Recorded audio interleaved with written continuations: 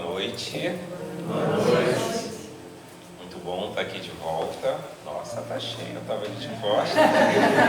Eu virei assim, materializou todo mundo. Veio todo mundo de repente, coisa boa. Muito bom, né? Vamos refletir juntos. Eu gostei da fala na prece do nosso amigo, né? Que ele falou, né? Que não sejam aquelas palavras que a gente quer ouvir, mas aquelas que a gente precisa ouvir. Pois é isso exatamente que vocês vão ter hoje, né? Que é aquilo que os Espíritos trazem para a gente.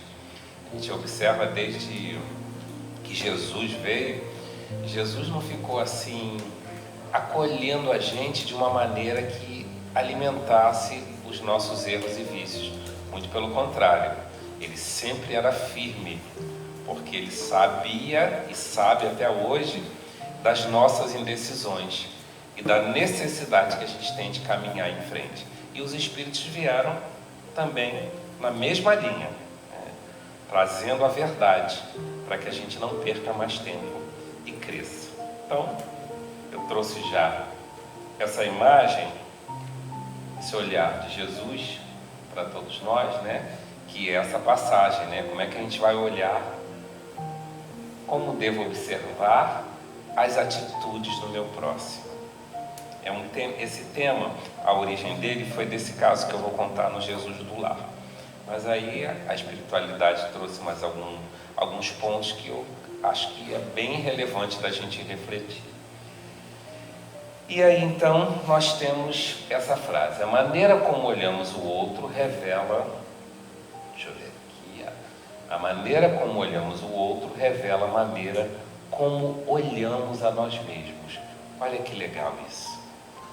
Como é que eu olho o outro é também um pouco do que como eu me olho, porque a gente é uma unidade, é um espírito, nós somos um espírito só. Então, as nossas tendências, aquilo que a gente alimenta, na realidade a gente projeta muito no outro. A gente vê o outro com os nossos olhos, com as nossas limitações, com as nossas, né, com aquilo que a gente já resolveu, com aquilo que a gente ampliou. Então, muitas vezes a gente olha a atitude de um, eu vejo de uma forma, o outro vê de outro, que cada um vai carregando a sua história, as suas dificuldades, as suas conquistas.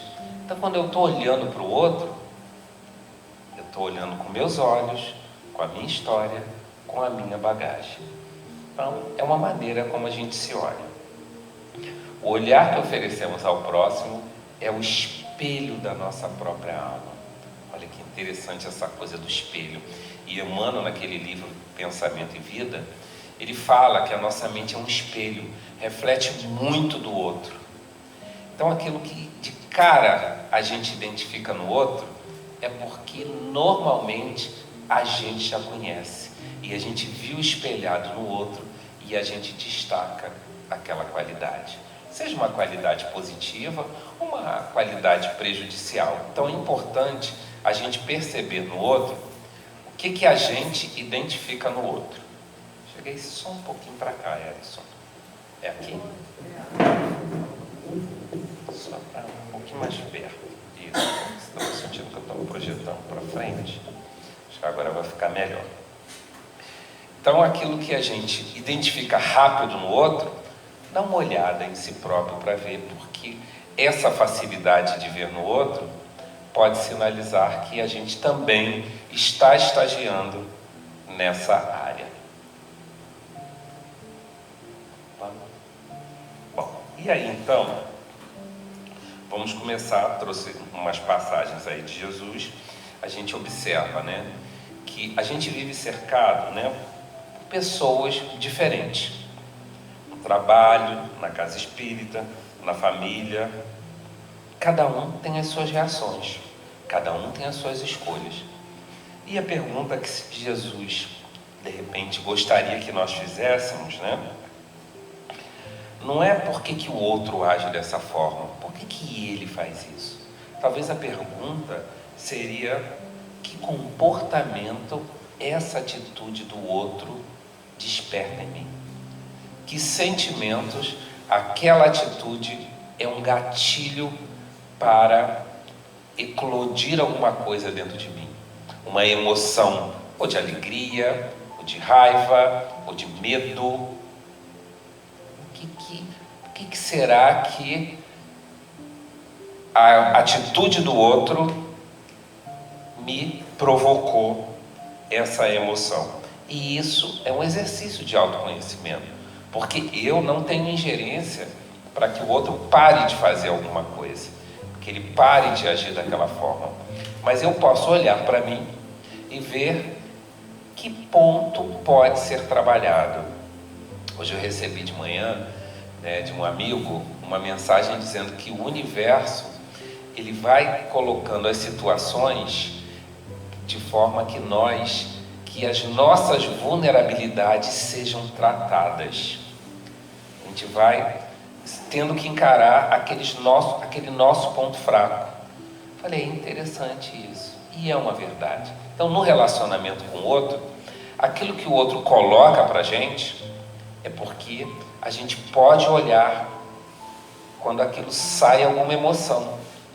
Por que essa emoção eclodiu dessa forma quando o outro falou essa palavra? Quando o outro fala da minha família? Quando o outro me aponta alguma coisa que eu preciso melhorar? Esse é o ponto. Eu não preciso, não vou ficar falando, para de falar, não age dessa forma. Não tenho como controlar o outro, mas eu tenho como me reeducar e me entender. E isso é um processo de autoconhecimento. Observar o próximo é uma arte espiritual. É um convite para a empatia, para a paciência, para a caridade, para o autodesenvolvimento. Que a gente entende que o outro está igual a gente, ou seja, no mesmo barco. Todos nós em processo de aprendizado. E aí Jesus disse, não julgueis para não sejais julgados. Tira a primeira trave do seu olho, então verá claramente como tirar o argueiro da chave do olho do seu irmão. Então, não julgueis para não ser julgados. Primeira coisa, quando a gente julga o outro, a gente olha uma atitude do outro e a gente julga, a gente já a gente já circunscreveu, já limitou o outro. O que poderia ser diferente, mas a gente já colocou ali ele naquele quadrado. Está fazendo isso por causa disso, porque ele tem essa característica ou porque ela é dessa forma. A gente colocou ali ele num espaço pequeno, que na realidade esse espaço pequeno está onde? Está em nós, na nossa visão. Como eu vejo pequeno, eu encaixo o outro no espaço pequeno.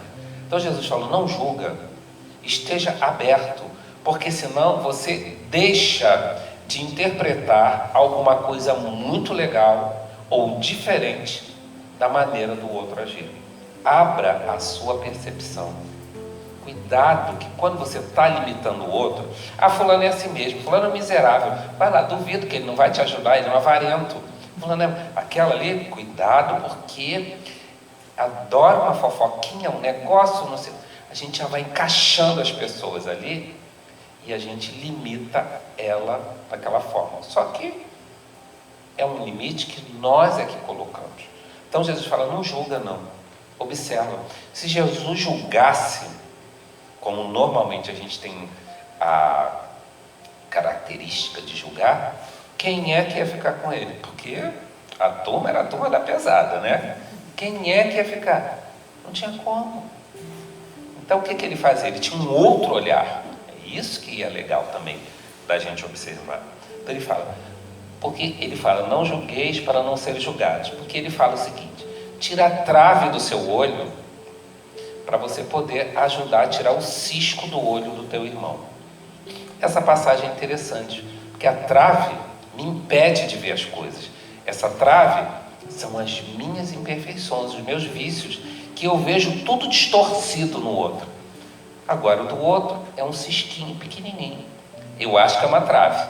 Então eu quero corrigir o cisco, quero tirar o cisco do olho do outro. Só que eu tenho uma trave enorme, eu não consigo achar o cisco dele que é pequeno. O que pode ser essa comparação que Jesus está fazendo. Se eu tenho uma imperfeição, para mim é uma trave, ela me atrapalha muito. Agora, a imperfeição do outro, no meu caminho, é um cisco, não me atrapalha em nada. Agora, para ele, se ele for olhar para mim, a dele é uma trave. Então, a nossa imperfeição é sempre uma trave para nós, a do outro não é. Então, é uma outra forma da gente olhar o outro.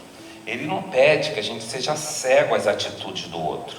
Jesus não está dizendo isso, né? Mas que a gente possa enxergar com discernimento e compaixão e não nos colocar como juízes do outro. Na segunda passagem, viu e moveu-se de compaixão, é daquela parábola do bom samaritano. Por quê? Os outros passaram, viram ele ali e não atenderam. Mas o samaritano, tocado de compaixão, foi e atendeu. Olha, então ele está dando um critério para a gente poder se relacionar com o outro e bem, e poder auxiliar o outro nos ajudando. Cada vez que a gente ajuda o outro, a gente se ajuda. É ser tocado de compaixão. Compaixão e julgamento e condenação combinam? Não, porque a gente, claro, a gente avalia situações, a gente julga, mas quando Jesus falou de julgamento ali, está falando de condenar. A gente condena o outro. Ó, esse aí, ó, não conta com ele. Esse aí não serve. Aquela ali, não sei que a moral dela não é muito boa. Aquele ali, toma cuidado. A gente vai condenando. E quando a gente condena, não tem compaixão. É incompatível. Então, o samaritano, ele foi tocado de compaixão. Então, para a gente ajudar o outro, há necessidade de desenvolver a compaixão. Então, Jesus, quando via as pessoas, ele não via as ações exteriores. Ele via as intenções, as dores e as necessidades profundas de cada um. Que foi assim com a mulher adúltera, que ela chegou lá, foi pega no flagrante, em adultério, e falaram, olha, a lei manda apedrejar. Ele olhou, ele sabia o que tinha acontecido, o que levou aquela mulher àquela prática daquele ato. E ele não condenou. Que, por sinal, aquilo ali também era uma cilada que estavam armando para ele. Então, ele fica quieto. O pessoal insiste. Então, ele solta essa pérola que serve para nós até hoje. Aquele que estiver sem pecado, que atire a primeira pedra. Claro que todo mundo deu no pé, né? Porque não tinha ninguém santo ali. Também se fala essa frase hoje, o salão deve ficar vazio. Porque nós estamos aqui no mundo de expiação e provas. Alguns espíritos, pode ter espíritos missionários aqui, mas são poucos. Todos nós estamos aqui nos ajustando. E isso não é uma condenação que eu estou dizendo. É um fato, porque nós estamos aqui trabalhando. Eu mesmo vou ser o primeiro a correr, né? Por quê? Porque a gente está num processo ainda. Então, se eu não tenho condições, se eu ainda tenho as minhas imperfeições, eu não tenho autoridade para julgar o outro. Quem tem autoridade moral para julgar o outro é aquele que já venceu as suas imperfeições. Jesus e o nosso Pai maior, que é todo bondade e é todo misericórdia. A gente ainda falta desenvolver a compaixão e a misericórdia. Com Zaqueu, Jesus também. Todo mundo odiava Zaqueu, era o chefe dos publicanos. Jesus falou, eu quero jantar na sua casa. O pessoal ficava bolado, como é que pode? Jesus vai para a casa de Zaqueu. A samaritana passou ali, ficou lá de papo com a samaritana no poço. Já era samaritana, ainda era uma mulher, porque a mulher naquela época não podia abordar assim, um homem, falar com ela. E ele foi e tratou ela tranquilamente. Então ele não tinha ele não respeitava esses rótulos exteriores que a sociedade coloca. Aquele é pobre, não vou falar com ele, aquele é rico, aquele é preto, aquele é homossexual, aquele é isso. Não tem isso, para Jesus não tinha diferença. Ele olhava o espírito humano. Quando a gente olha com esse olhar de que o outro é um espírito e não aquele corpo que ele está habitando nessa vida, já começa também a mudar esse olhar para o outro. Então o samaritano, movido de compaixão, se aproximou dele. Os outros passaram adiante, né? Então, já falei, olhar com os olhos de Jesus é olhar além da aparência. É perceber que, muitas vezes, diante de uma atitude agressiva ou impaciente, o outro está escondendo uma dor, um medo, uma frustração. E aí vem, bem-aventurados os misericordiosos, porque eles alcançarão a misericórdia. Um pouco desse olhar de Jesus sobre o outro.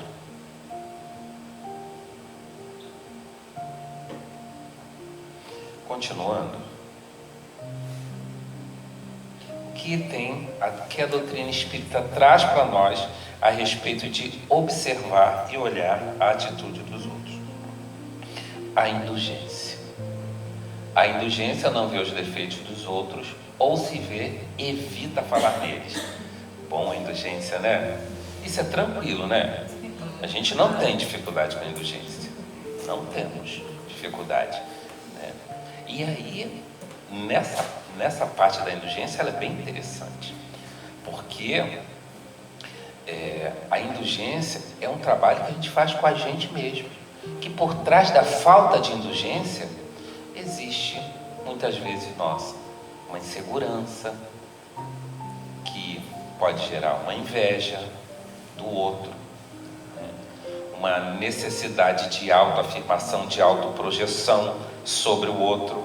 Então, por muitas vezes, a falta de indulgência vem disso, que a gente precisa olhar, porque a falta de indulgência é um comportamento, mas o que está por trás disso? O que está me levando a falar da terceira pessoa que não está no ambiente? Por que isso? Ainda vamos tratar mais disso que o Evangelho traz. Então, todos nós estamos em processo evolutivo, ninguém está pronto, todo mundo erra, todos nós aprendemos, recomeçamos. E é isso a indulgência. Agora, ser indulgente não é fechar os olhos para o erro. É abrir os olhos com bondade. É diferente. É mudar essa perspectiva. É entender assim: o outro erra, mas eu também erro. O outro acerta e eu também acerto. E na questão 886 do Livro dos Espíritos, tirei esse pedaço: amar o próximo é fazer-lhe todo o bem que quisermos para nós. Essa referência é muito interessante e está em praticamente todas as religiões, que é a regra áurea, né? Fazer ao outro aquilo que você gostaria de receber. Na dúvida, esse é o ponto-chave, é o fiel da balança.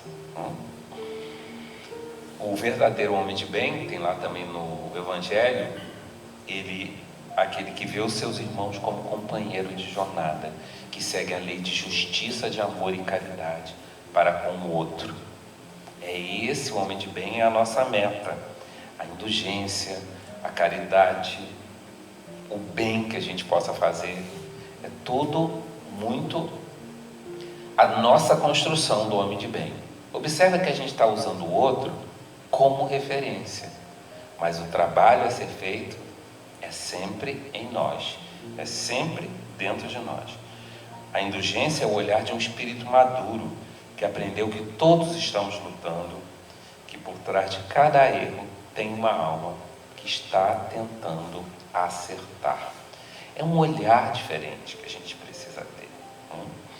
E aí eu trouxe daqui do Evangelho, no capítulo 10, Bem-aventurados os misericordiosos, item 19 a 21. O título é permitido repreender os outros, notar as imperfeições de outrem, divulgar o mal de outro?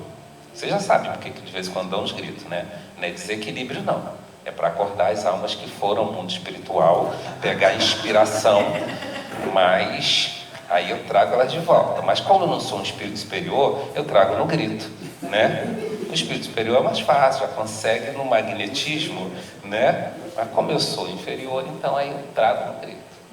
Vamos lá. Então, item 19, está lá no Evangelho segundo o Espiritismo. Ninguém, sendo perfeito, seguir-se-á que ninguém tem o direito de repreender o próximo. Bom, já que a gente não... A pergunta é a seguinte: olha, já que a gente não é perfeito, então a gente não pode chamar atenção, não pode corrigir o próximo? Essa é a pergunta. Vamos à resposta dos Espíritos. Certamente essa não é a conclusão a tirar-se, porque cada um de vós deve trabalhar pelo progresso de todos, e sobretudo daquele cuja tutela vos foi confiada. Mas por isso mesmo, deveis fazê-lo com moderação, para um fim útil, e não, como as mais das vezes, pelo prazer de denegrir. Nesse último caso, a repreensão é uma maldade.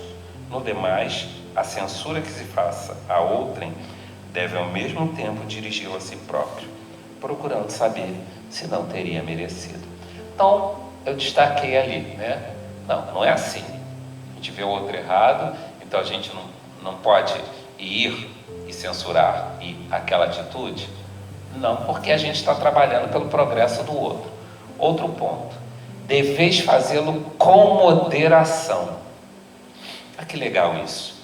Se você vai chamar a atenção do outro para alguma coisa, nós precisamos ser moderados. A gente já não chega impactando, a gente já não chega às vezes com a voz alterada ou acusando aquela pessoa. A gente primeiro até tem que saber o que levou a pessoa até aquela atitude, o que houve.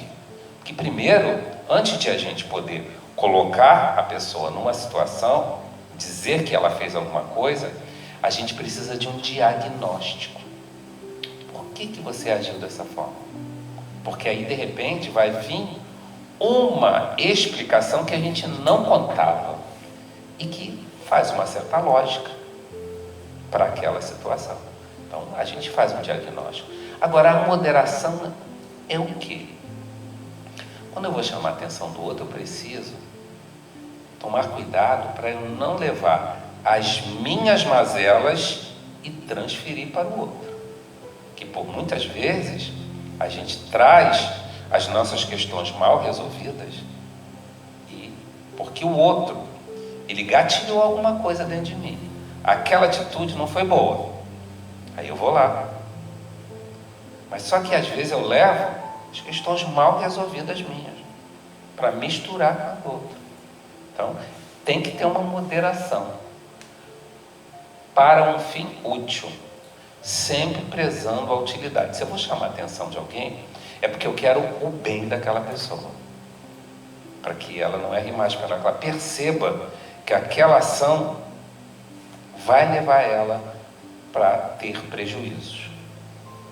E não mais das vezes pelo prazer de denegrir. Que muitas vezes, que os Espíritos falam, né, e São Luís fala, é que a gente vai chamar a atenção do outro para ele ver que a gente estava certo, que a gente tem razão, e que ele está errado, ou que a pessoa está num degrau menor. Ele fala isso.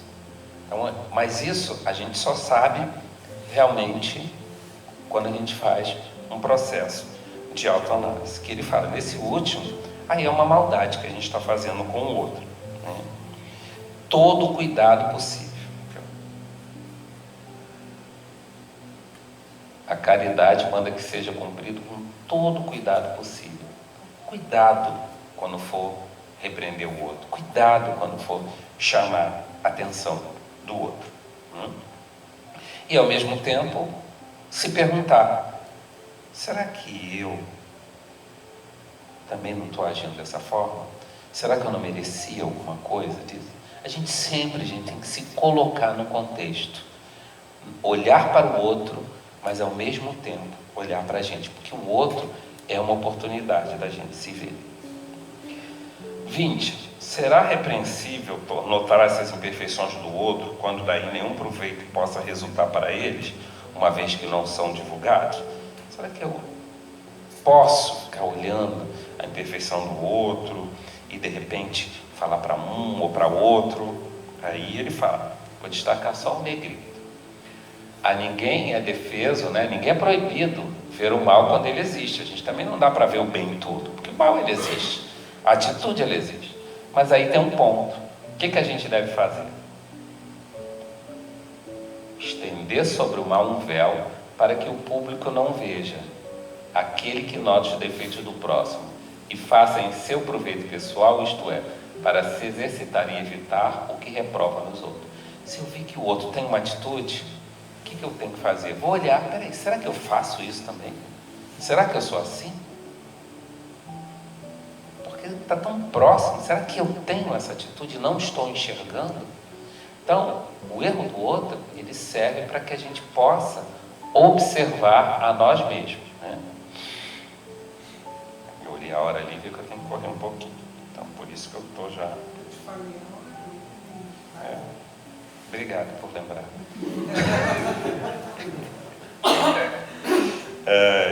Haverá casos de que se convenha desvendar o mal de outro?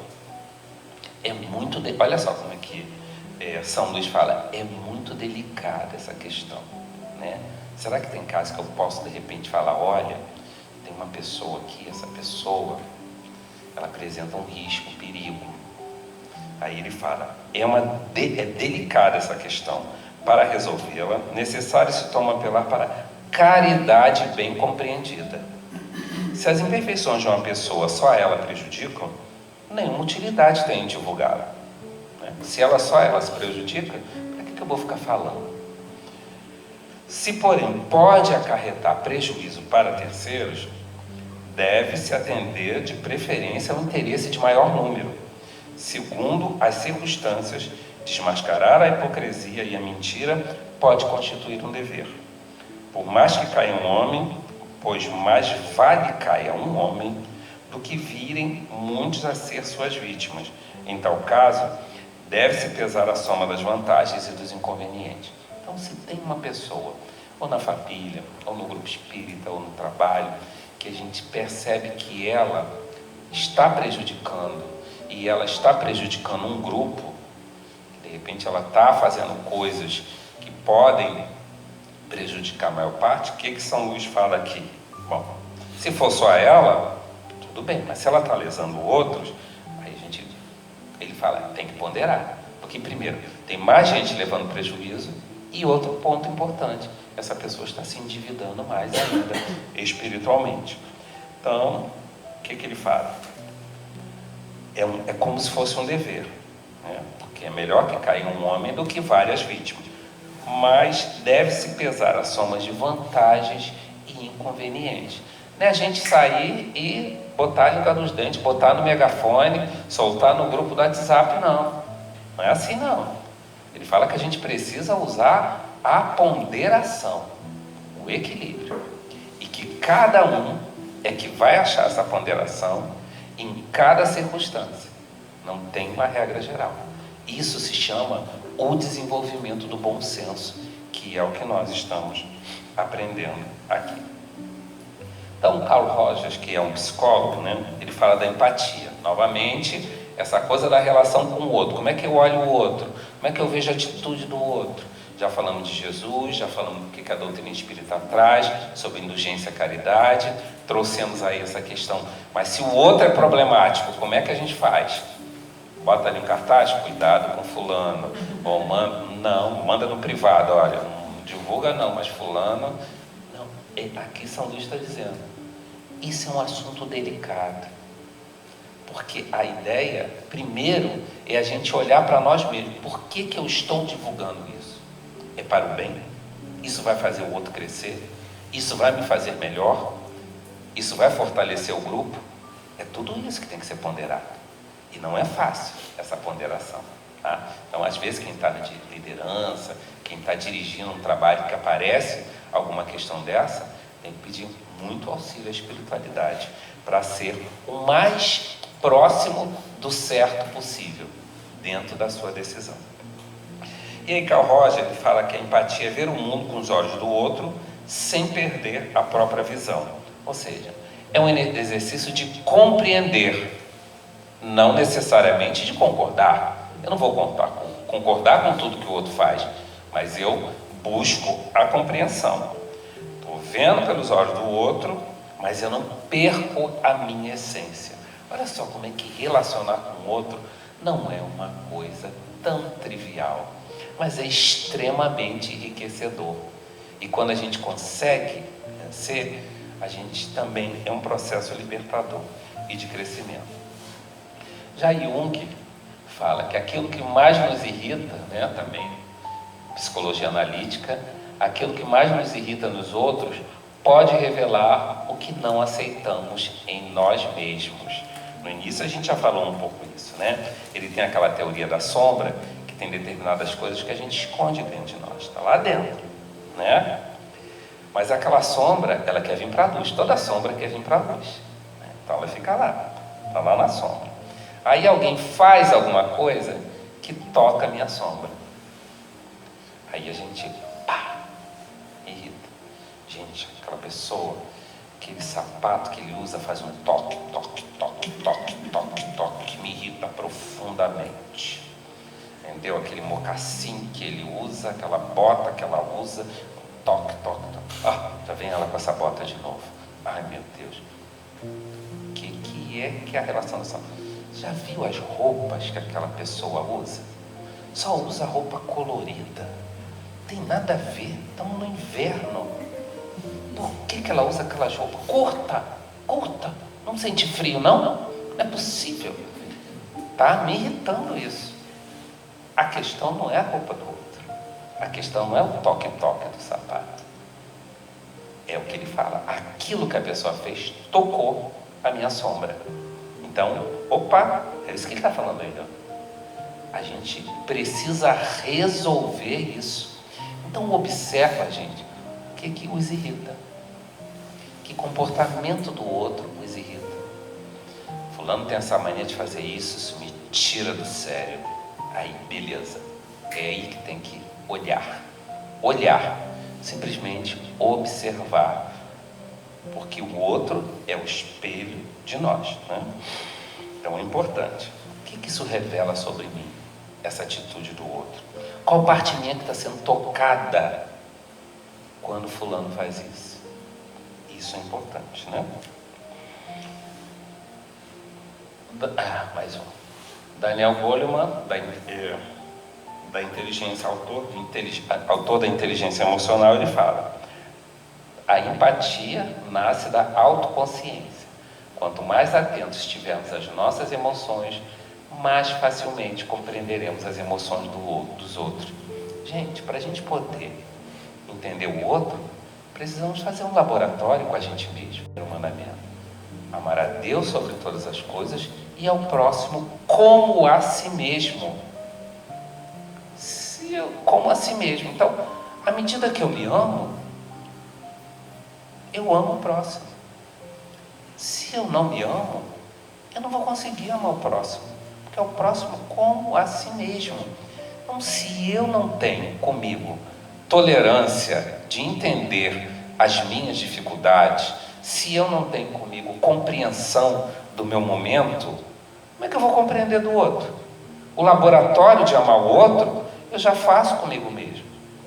Se eu observo, nossa, mas eu tenho uma dificuldade de estudar, eu acho isso tão cansativo, eu abro um livro, eu durmo, eu não consigo passar de 2 páginas, eu percebo isso, eu sinto essa dificuldade de estudar. Então, quando eu vejo o outro, eu falo assim, eu entendo o que ele está passando, porque eu também sou assim. Eu entendo que ele tem dificuldade de estudar, porque eu tenho. Mas se eu não me amar, não me conhecer, eu vou chegar para o outro e falar assim, mas vem cá, por que você não estuda? Por que você não pega um livro e vai? Se eu mesmo não faço aquilo, eu não compreendo a mim, não consigo compreender o outro. É isso em base que ele está falando aí, né? Quais são as emoções que surgem na vida? Aí eu entendo o que está acontecendo por outro, porque eu tenho uma certa afinidade. Nós somos, gente, principalmente nós que estamos juntos, mais parecidos do que diferentes. A gente é mais próximo, as nossas questões são muito mais idênticas, muito mais parecidas do que a gente imagina. termos de família, em termos de dificuldade, de superação. Por isso que a gente está próximo, para poder um caminhar e auxiliar o outro, né? Então, acho que, deixa eu ver.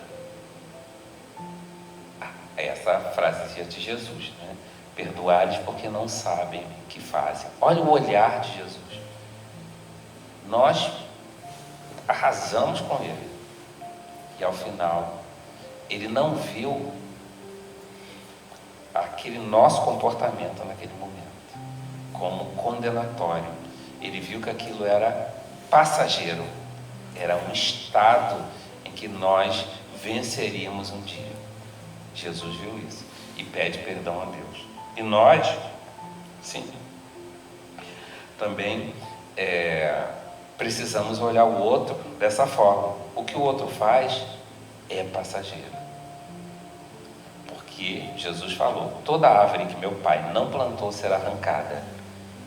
Então, se o outro é egoísta, aquilo vai acabar. Bom, aí agora vamos ao caso do livro Jesus no Lar. Tudo bem até agora?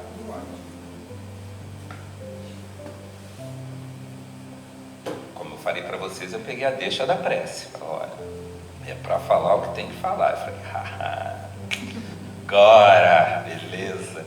Olha, gente, é o capítulo, deixa eu ver se está ali, capítulo 3, o Revolucionário Sincero. Esse livro aqui, Jesus no Lar, eu peguei essa capinha antiga ali, porque ele já está até mais moderno. Ele é muito bom para ser usado no nosso Evangelho no Lar. Ele é muito bom, porque ele tem histórias, e essas histórias são legais porque a gente tem muito aprendizado. Então esse Revolucionário Sincero é o seguinte, né? Estão lá na casa de Pedro, né? Com aquela conversa, e aí Judas, né? Fala que em Jerusalém estava previsto para ter uma revolução. E aí Jesus começa a contar uma história muito calma. Um rei antigo era considerado cruel pelo povo e pela sua pátria, a tal ponto que o principal profeta do reino foi convidado para chefiar uma rebelião para tirar ele do trono, né? O profeta não acreditou de início, né, naquelas denúncias do povo, né, mas a multidão insistia, né? Ele é duro de coração, é um mau senhor, perseguia, flagelava as pessoas. Estavam assim, falando muito mal desse rei. E aí então foi que esse profeta de boa fé aceitou então essa missão. Mas como ele era assim, um homem assim, que tinha muita confiança em Deus, ele subiu no alto do monte e rogou assistência divina, com tanto fervor, que um anjo das alturas veio para conversar com ele de espírito a espírito. E à frente desse emissário sublime, desse anjo, o profeta acusou o soberano, né, dizendo que sabia do que ele tinha escutado, das súplicas das pessoas. E o mensageiro, né, o anjo, viu a sinceridade dele, né, escutou com paciência e esclareceu.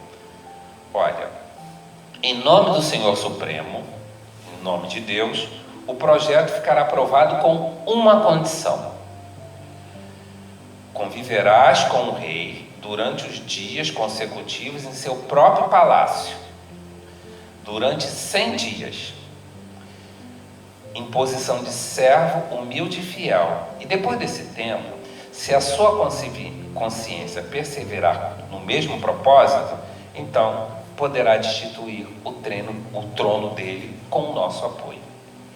O chefe honesto aceitou a proposta e cumpriu a determinação. Desceu simples e sincero, foi lá para o palácio do rei, né, onde havia acesso aos trabalhadores de limpeza, e ficou lá como um servidor apagado, que ninguém via. Aí começa a observar o rei. Aí ele reparou que ele nunca tinha tempo para as menores obrigações do gesto de viver. Ele não tinha vida própria. Ele levantava-se, estava rodeado de conselheiros e ministros impertinentes, era atormentado por centenas de reclamações, toda hora vinha uma reclamação para ele. Na qualidade de pai, ele não podia, era privado daquele carinho dos filhos. Na condição de esposo, vivia distante da companheira. Além disso, era obrigado frequentemente a perder o equilíbrio da saúde física em vista dos banquetes, cerimônias excessivamente repetidos, dos quais ele tinha que ir lá e ouvir aquelas bajulações e mentiras da boca daquelas pessoas que iam lá, os ingratos. Nunca dormia, nem se alimentava na hora certa, e onde estivesse era constrangido a vigiar as próprias palavras, sendo proibido a seu espírito qualquer expressão mais demorada da vida, que não fosse o artifício de sufocar-lhe o coração. Olha a vida desse rei, como é que era. Então esse profeta, olhou, reconheceu que o rei mais se assemelhava a um escravo e duramente condenado a servir sem repouso, em plena solidão espiritual, porque o rei não gozava mesmo da facilidade de comunhar, de cultivar a comunhão com Deus, pela prece. Terminou esses 100 dias o prazo, o profeta, radicalmente transformado, regressou lá ao monte para atender para falar com o anjo, que lhe aparece. E aí ele pede misericórdia para o rei, de quem ele agora compadecia sinceramente.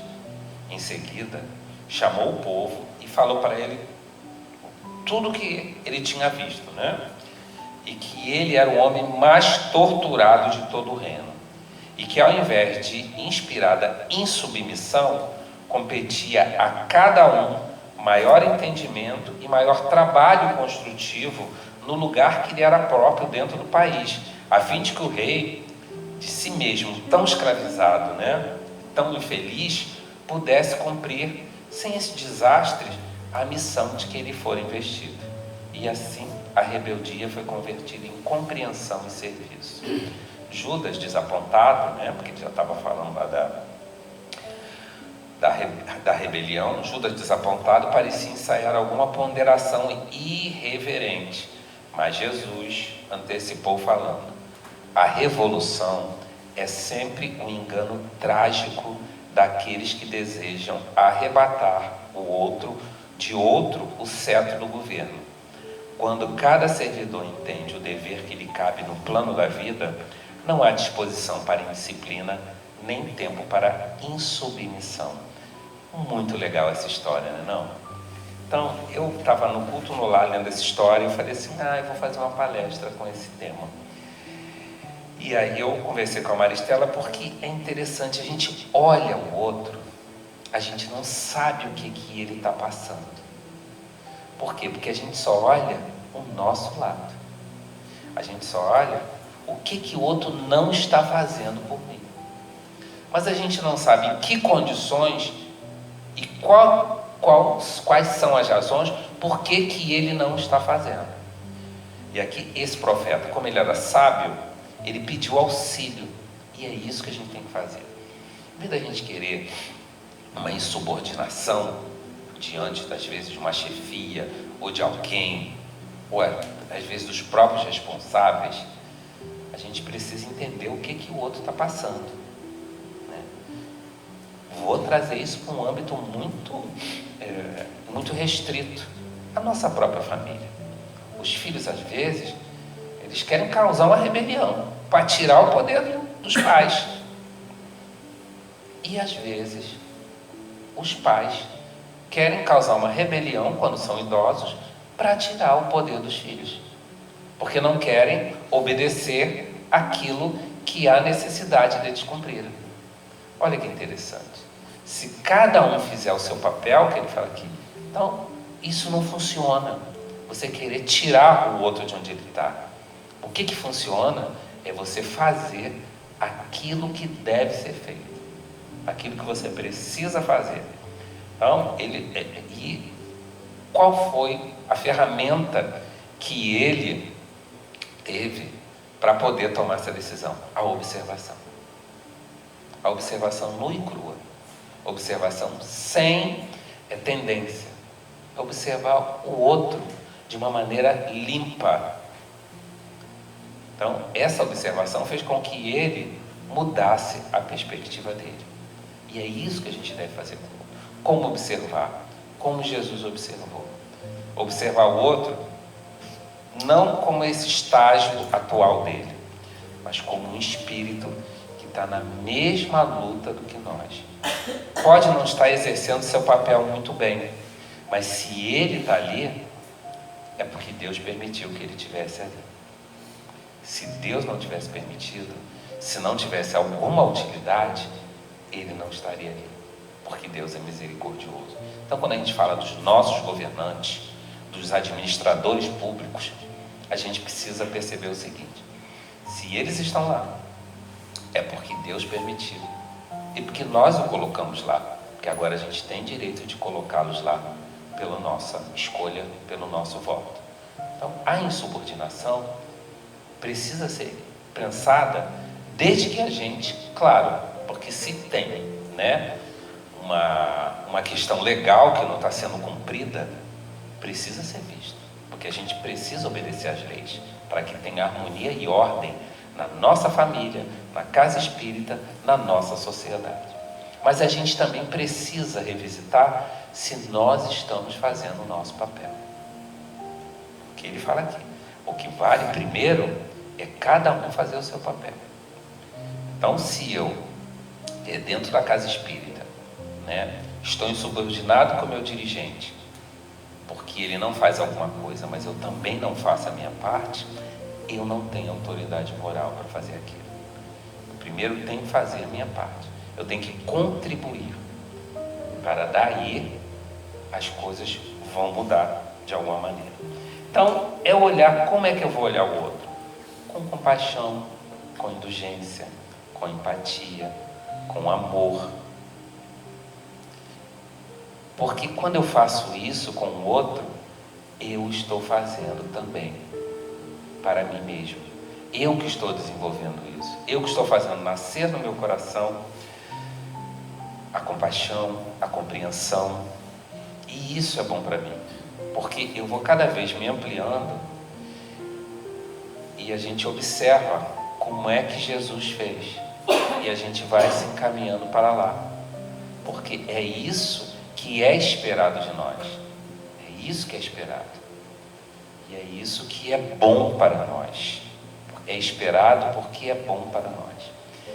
Então, que a gente possa aproveitar essas reflexões de hoje e que continuemos com a presença dos amigos espirituais, nos cuidando, nos amando, nos fortalecendo. E que assim seja.